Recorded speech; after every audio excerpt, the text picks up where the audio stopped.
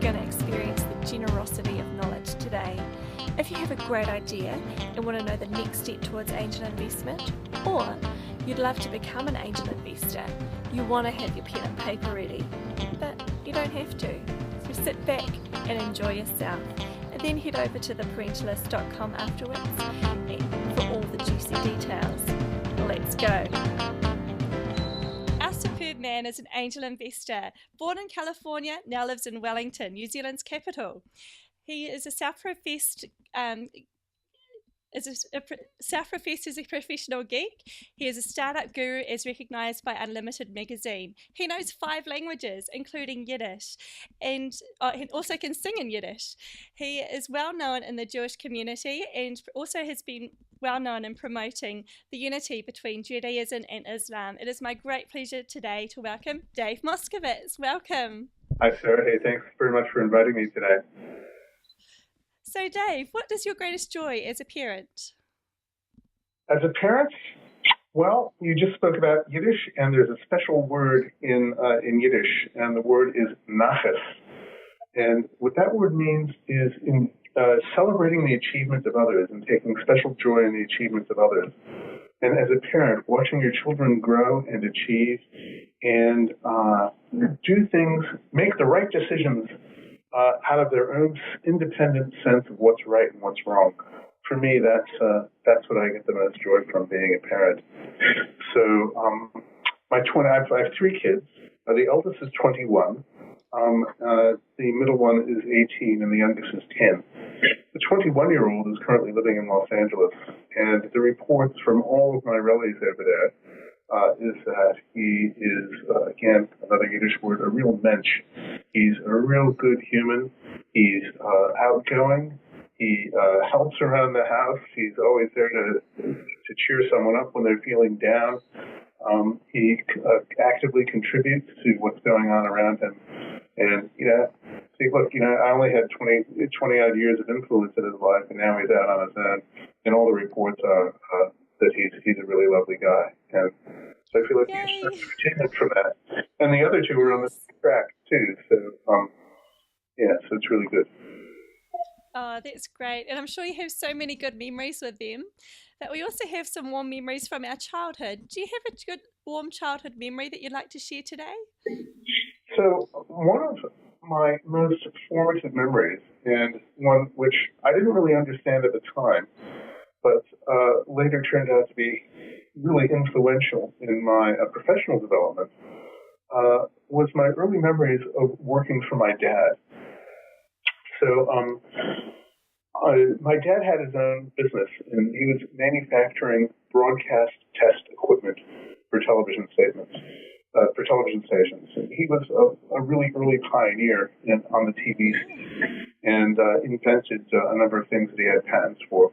But he had his own small business, and there was no child care for me in those days, so he used to sort of take me along to his work, and I ended up working for him. And I started off when I was 8 years old, working for 25 cents an hour, doing printed circuit board assembly. So he taught me how to solder. And, I would solder together printed circuit boards, and I got pretty good at that. And by age 11, I was doing printed circuit board design and layout for him. And, so, I picked up all these tremendous skills. But for me, I just really enjoyed spending time with him. And, I remember literally sitting on his knee, soldering printed circuit boards. And, it was just a really friendly, loving environment.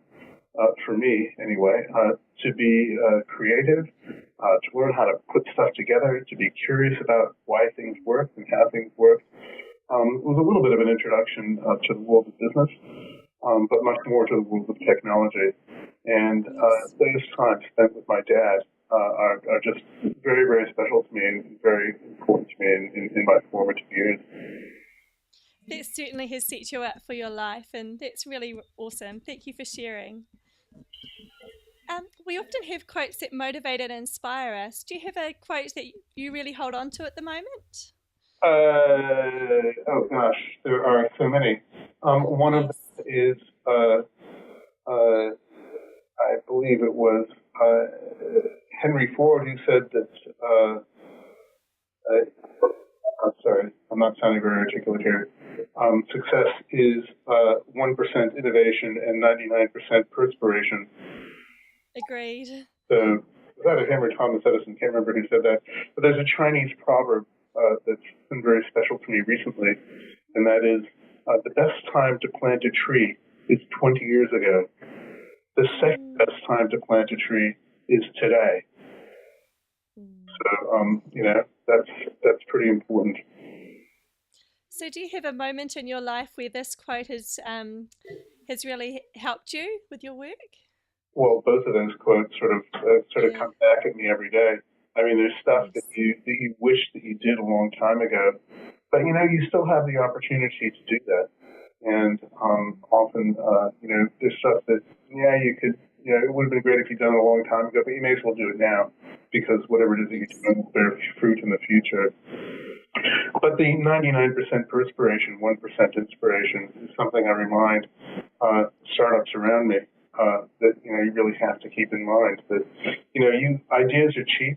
In fact, most ideas are absolutely worthless without a lot of hard work put in around them. And many people go into startups and think, I got this great idea, and everyone's going to love it, and people are going to buy it, and well, the problem with that is that it normally doesn't work out that way. And it'll get the rest of the world interested in whatever the little spark of awesome that you're harboring really requires a lot of work. And I think most entrepreneurs go into their first startup not realizing that. Most second-time entrepreneurs and repeat entrepreneurs and serial entrepreneurs do recognize that, and so they set up systems around them to help them be very effective in applying that 99% perspiration. That's right. Do you have an example where you've had success because you put in that 99% of work into it? So probably my greatest success was a business that I co-founded with my wife in 1995 called The Web Limited. And that was company number 302 in the .co.nz namespace. Just to give you, it was really early days of the internet. And, we had this great idea of doing web development and getting sort of popularizing the internet within New Zealand. And we did a number of really creative things around that. But at the end of the day, there was no substitute for just doing lots and lots of hard work. And so, together, Kate and I, we would work, 80, 90, 100 hours a week at the same time as raising a family. It's worth mentioning, particularly for your audience, that over the last 21 years, since we started having kids, we've both done entirely shared care of our kids. And we've both done pretty much half time each in terms of raising those kids at the same time as running businesses and doing lots of other stuff. So it is possible to do both. And I've had some of my most rewarding experiences revolve around kids rather than other stuff. I was a play center parent during the Peter Ellis years, which was kind of scary. I don't know if you remember Peter Ellis. He was a New Zealander. He was convicted of child abuse. There was no hard evidence of him having abused kids other than testimony of 3 and 4-year-olds. And I can tell you, being the guy at a play center during those years was pretty difficult. And I was under suspicion for being a child abuser, a potential child abuser. Look, I love kids. I really do love kids, really deeply. And I just felt terrible that no one wanted to leave me alone with their kids. I didn't mind either way, but I don't know. It just made me feel icky for being a guy. And I don't think I've ever fully recovered from that, other than I've got 3 boys that they're all wonderful kids, and I still love kids, and I'm very much looking forward to being a grandparent one day when I can give them back. But anyway, just getting back to shared care, it is possible to do all of this stuff. It just involves lots and lots of hours and lots of perspiration. I'd also like to say that I think parenthood is actually fantastic preparation for going into business. And in some ways, you don't need an MBA. You just need to be a parent and, have to manage squabbling children, conflicting needs, managing to get by with not enough resources, having to innovate your way out of life-critical situations at a moment's notice. All of these things are fantastic preparation for being in business. So, I think people really underrate parenthood on people's CVs when they're looking to hire people. So parents, you go. You're gaining fantastic skills and learning great stuff. That's awesome, and I really appreciate you as a male parent who's fully involved, with their children and still so successful in your own business. And originally, I was thinking of making this podcast, focusing on women, but then I thought, wait a second, there are some really fantastic men out there who are great parents as well as great in business as well. And my husband is one of those types of guys, and I just thought, no, I've got to make this reflect the real parents out there. So real pleasure to have you on this podcast today. Thank you. Well, I had a great role model too. My own dad was absolutely fantastic with me and also my two sisters. So, I think role modeling is really important, and just sort of giving guys the permission to say, hey, there are lots of us around who are really involved in raising our kids, and our kids are coming out really, really well because of it. Absolutely. Nothing against the women. My mom was absolutely fantastic as well, and my wife is brilliant with our kids. But it's not an either-or situation, and I think in many cases the whole is greater than the sum of the parts. And so, guys being really involved with their kids is a huge advantage to them, and it's also good for your relationship. Agreed.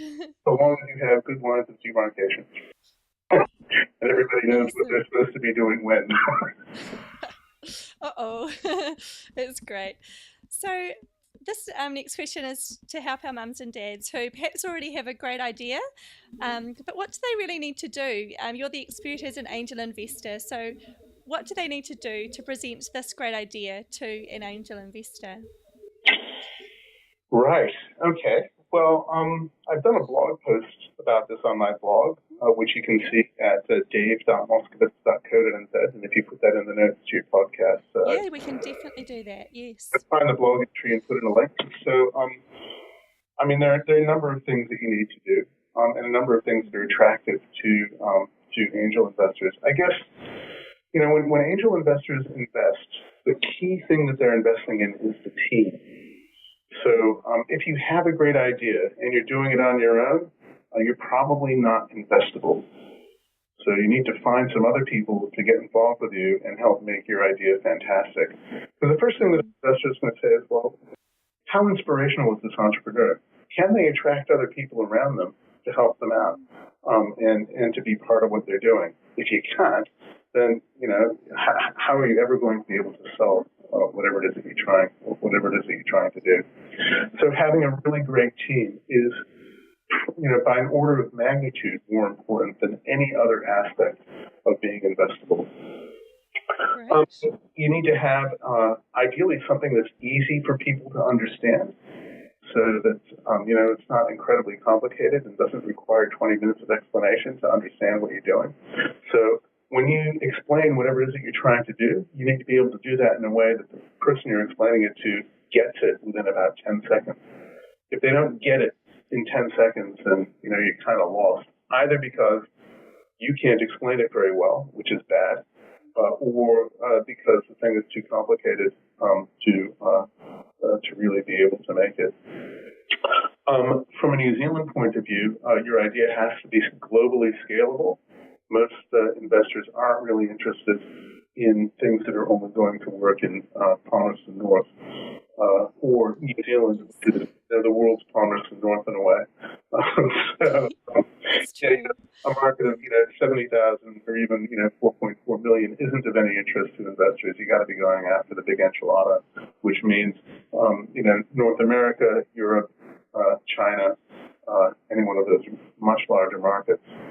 And you need to be able to demonstrate that people want to buy or pay money for whatever it is that you're doing.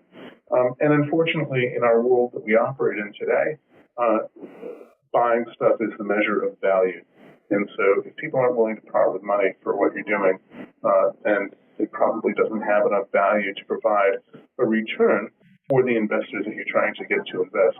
Really important to remember that the reason investors invest is to get a return on that investment. And unless an investor can see that at some stage they're going to be able to get their money back and then some, they'd probably rather put their money into the bank or into some other venture that's actually going to produce a return, which kind of leads to the next thing, which is you should have an exit strategy. So investors don't want to invest in something that is going to become a lifestyle business for you. Investors want to invest in something that you're either going to list on the stock exchange or sell to another company so that they can get their investment back and put that plus whatever gains that they get from that investment into a bunch of other new investments. So unless you have an exit strategy, it's probably not a wise idea to approach investors. Work on that and say, okay, what is your vision for, what's this going to look like in 5, 10 years' time? And why is that business going to be valuable to somebody else? So remember, it's not only a product that you're developing as an entrepreneur, you're actually developing a business. And there's a subtle difference between the two. But a business has a lot more things around it than just the product itself. It has a supply chain. It has people that are operating within that business. You have partners. You have intellectual property. And there are a bunch of things that make a business valuable that are much bigger than just the product itself. And so be able to talk about those things, which is, why is this business that I'm asking you to invest in going to be basically growing really quickly and be of great value. Traction is really the number two thing after team that people look for. So if you can show that you produced a product or something and people are just lapping it up, left, right, and center, they just can't get enough of it. And so Silicon Valley, they say that you need to have 100,000 users growing at 10 to 20% per month before you can interest any venture capitalists. So, that's the sort of measure of traction. You've got lots of people. So this is more people than just your mom and dad and your circle of friends and people in your town. But you've got lots of people that are interested in what you're doing, and it's growing because these people love it so much that they're referring it to their friends and letting them know about it. And that gets really interesting for investors. So that you don't need the investment that you're after strictly to survive. You're not raising the investment to pay your own salary so that you can live in the lifestyle to which you become accustomed. But you're raising the money so that you can take whatever it is that you're doing and make it grow a lot more quickly. That's the stuff that interests investors. So, we get people who approach us and have done for a long time who've been slaving away in their garage.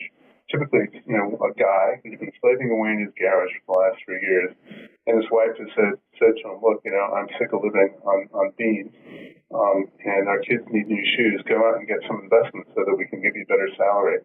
Well, unfortunately, it's a bad situation, but it's not one that investors typically want to get involved with.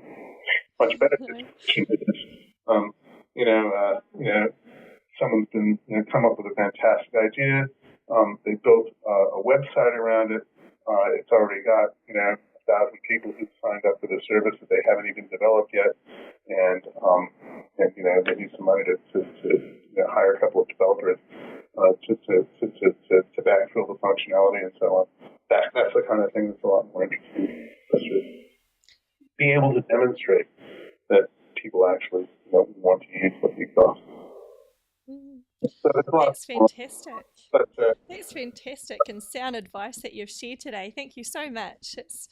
I'm sure a lot of people out there are thinking, oh my goodness, I've got to write this down. But don't worry, it will be in the show notes on theparentalist.com and also the link to Dave's website as well, his blog post to give you more information there as well. So we've come to our wow round. Next, we were going to ask you some quick questions, and you're going to come back with us with some amazing answers. Are you ready to inspire? I'm ready. Yeah. So, Dave, what is your superpower? Well, my superpower comes from the intersection of 3 different things. So, number 1 is empathy, being able to connect with people and feel what they're feeling at any given point in time. I mean, smarts is really important, but being able to feel what other people are feeling I think is really key, a key to success. Another one is celebrating diversity.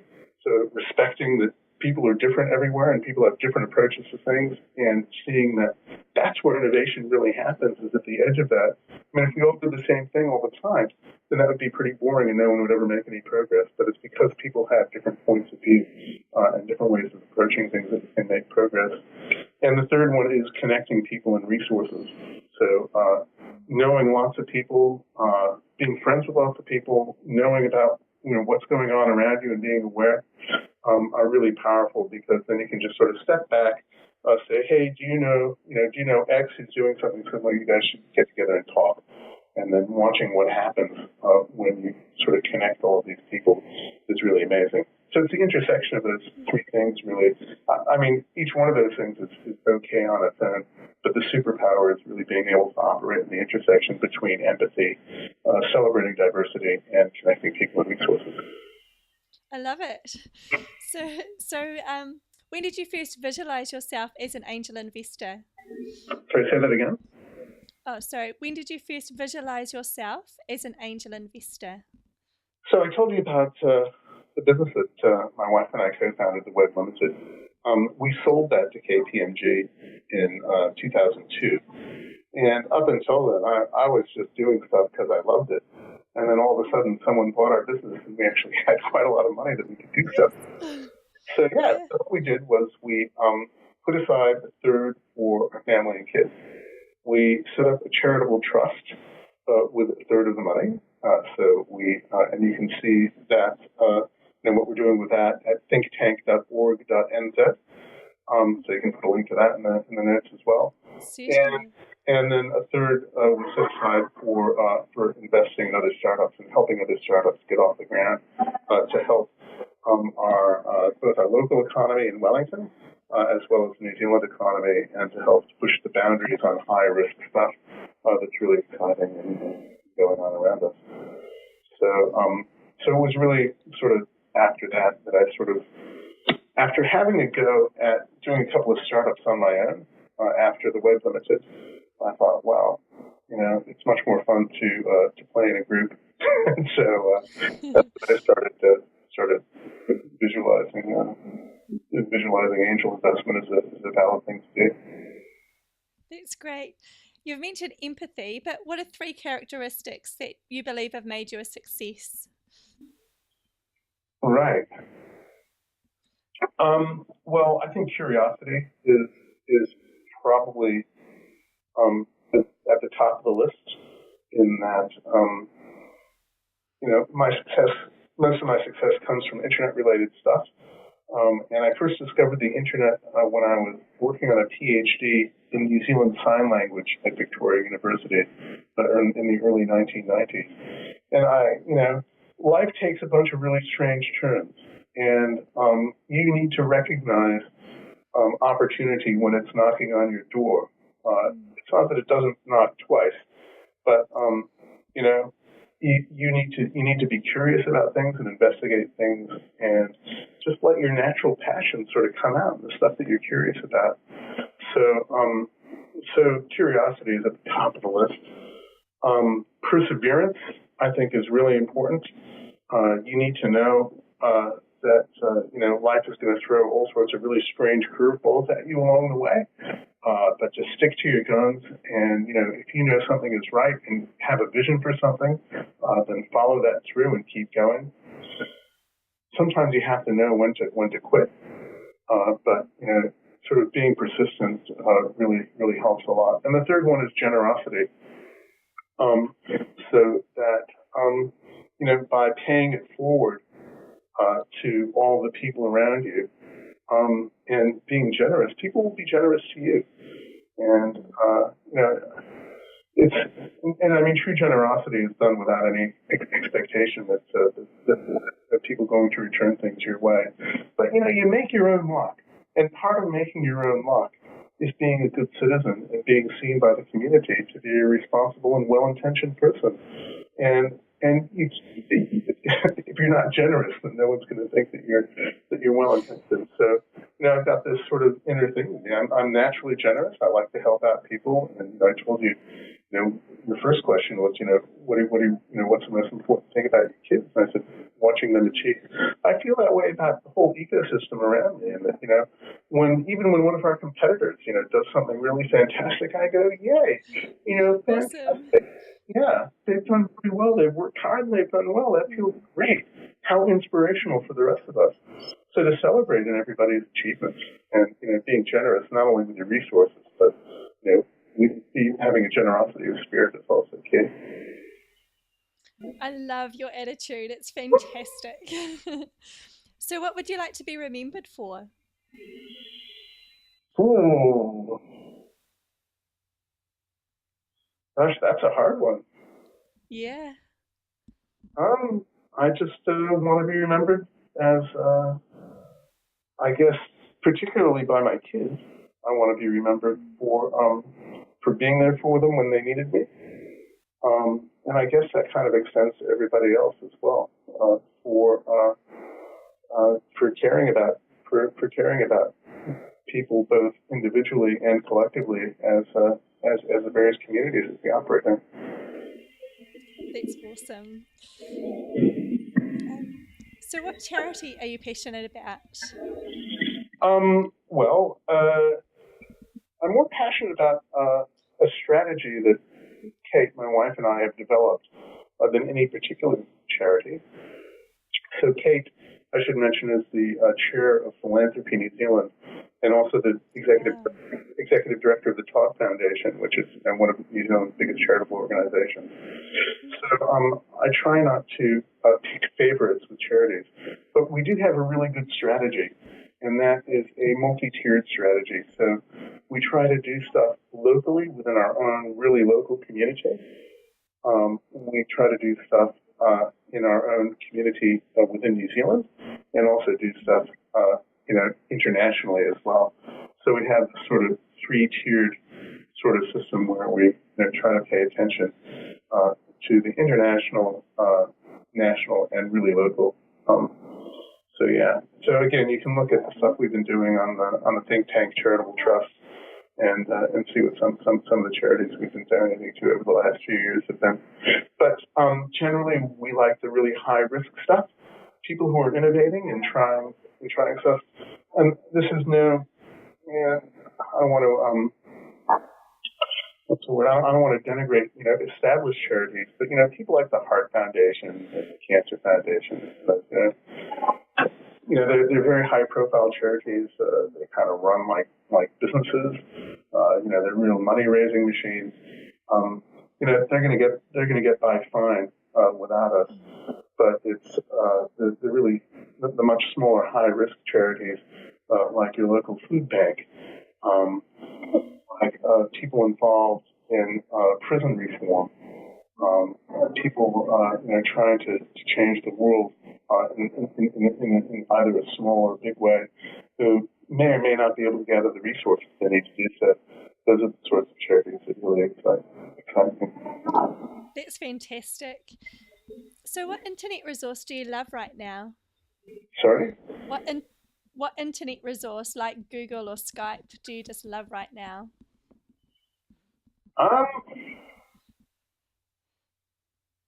Well, I think if I had to choose one internet resource that sort of was just a place above the rest, I guess it would probably be Wikipedia, because it embraces some of the same social goals that are very near and dear to my own heart in terms of Creative Commons, people working together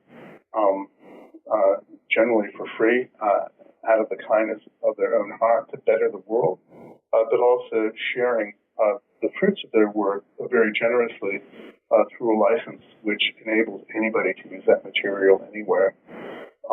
And you look at Wikipedia as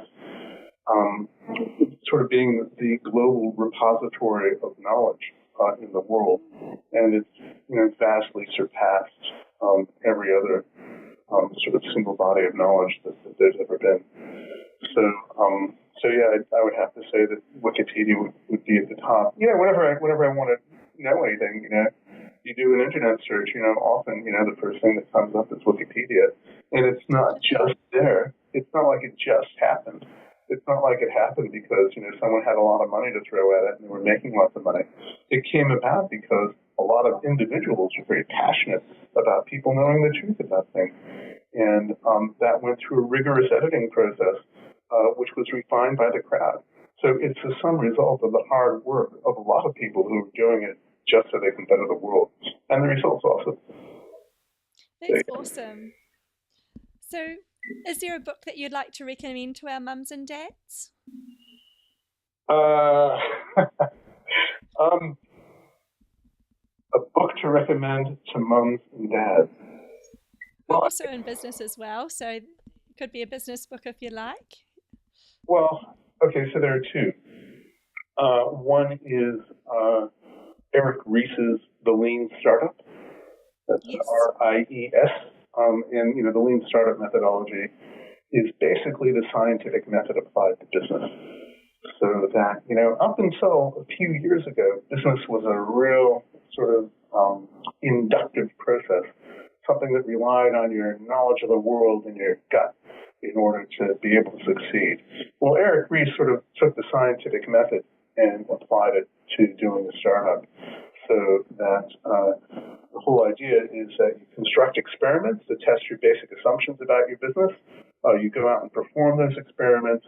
You analyze the data that comes back from those experiments, and then you take that and you run some new experiments on what you've learned, so that you can very quickly validate or invalidate your basic assumptions about your startup by using the scientific method. And this is all really well encapsulated in an easy-to-read book.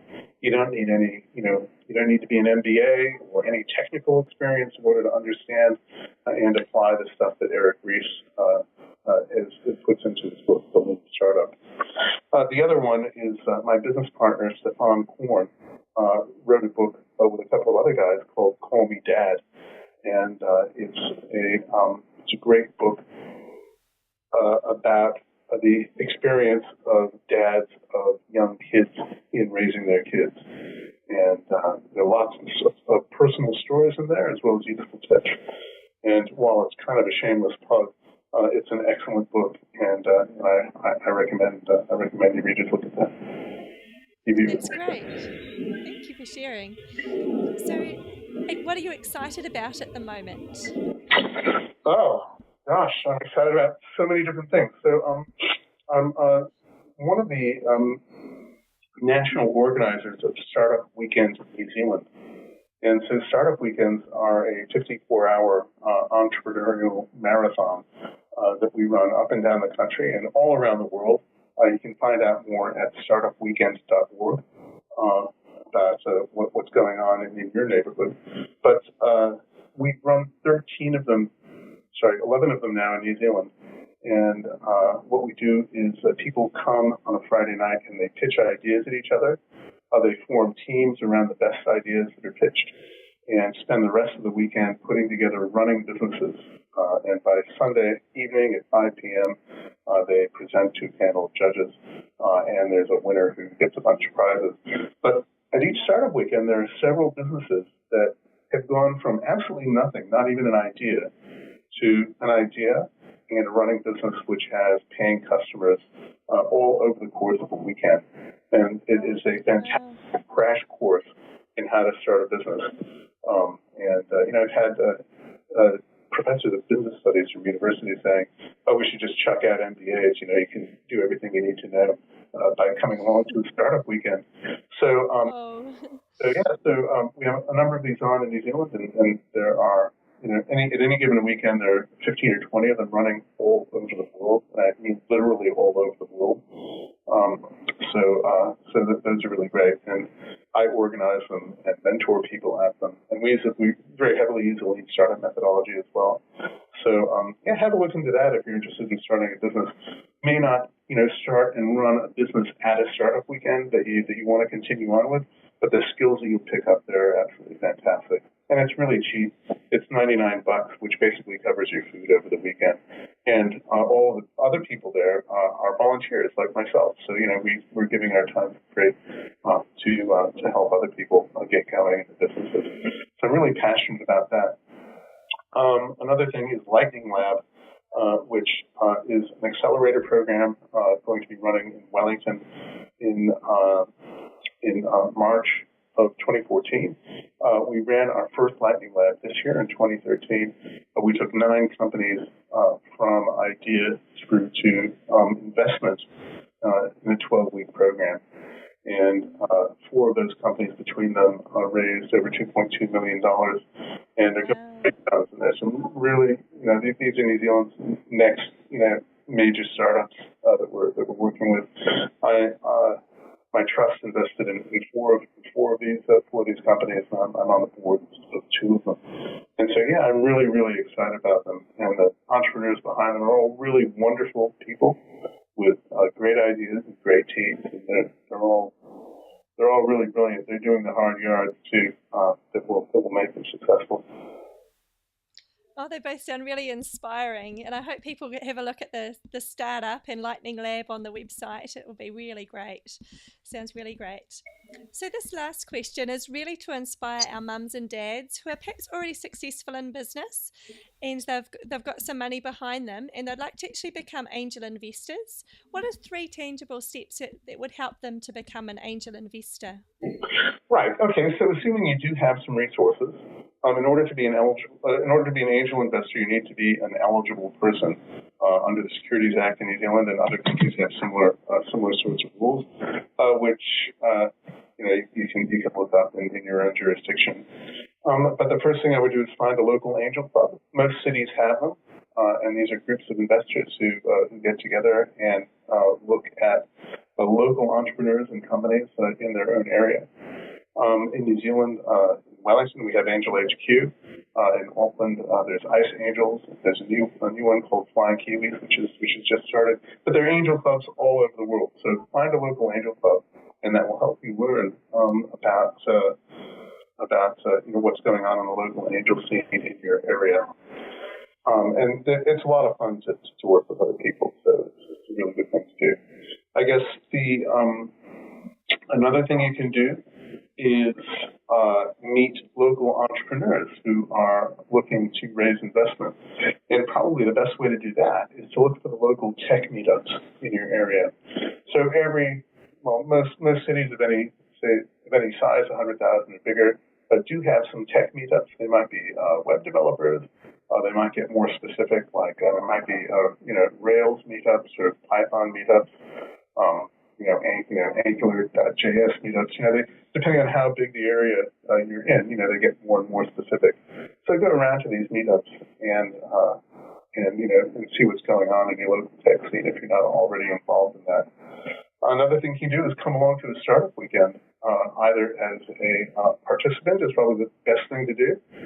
And again, you'll get exposure to other investors, entrepreneurs, lots of resources around you. So that's another tangible thing you can do straight away. It's really easy. Again, $99 investment will take a weekend. And you may decide that startups aren't for you, or investing isn't for you, or whatever. But those are 3 things you can do. You can also check out, particularly if you're in North America, look at AngelList. And so that's angel.co is the website. And there are literally hundreds of startups coming through their platform, every week. And so if you want exposure to what's going on there, that's a good way to do it. That sounds fantastic. That's great advice. Thank you so much for that. Now, before we say goodbye, would you like to share some final inspiring words and perhaps how we can get in touch or follow you? All right. Well, okay. So getting in touch with me is easy. You can follow me on Twitter, and my handle is Dave Mosk. You can connect with me on LinkedIn, and I'm sure Sarah will provide my LinkedIn profile. I'm always happy to hear from people with interesting ideas, and people who have something to contribute to the system as well. I'll go back to one of my favorite quotes, which is by one of my heroes, Tom Lehrer, who wrote humorous songs, which when I was a kid, I would just listen to them nonstop, much to the annoyance of my parents. But one of the quotes was, "Life is like a sewer. What you get out of it depends on what you put into it." And that's very true. So, both in terms of parenthood, as well as business or any other sphere, you should expect what you get out of things to be proportional to what you put into them. And so get out there and be generous and watch things develop around you. You've got to build the world you want to live in. I totally believe it. Yeah. Now, Dave, thank you so much for being so generous with what you've shared today. You've truly inspired our mums and dads, and we wish you every good thing for your journey ahead. Thank you so much. Thanks very much, Sarah. It's good talking to you. Take care. Awesome, thanks. So you know what I mean, right? He's so generous with what he shared today. So please head over to theparentalist.com and send Dave out a thank you tweet. It's as quick as pressing a button, and I know he'd appreciate it. You'll also find all the details of what he shared today. So have a great week, have a great weekend, because you know what? You're pretty great. See ya.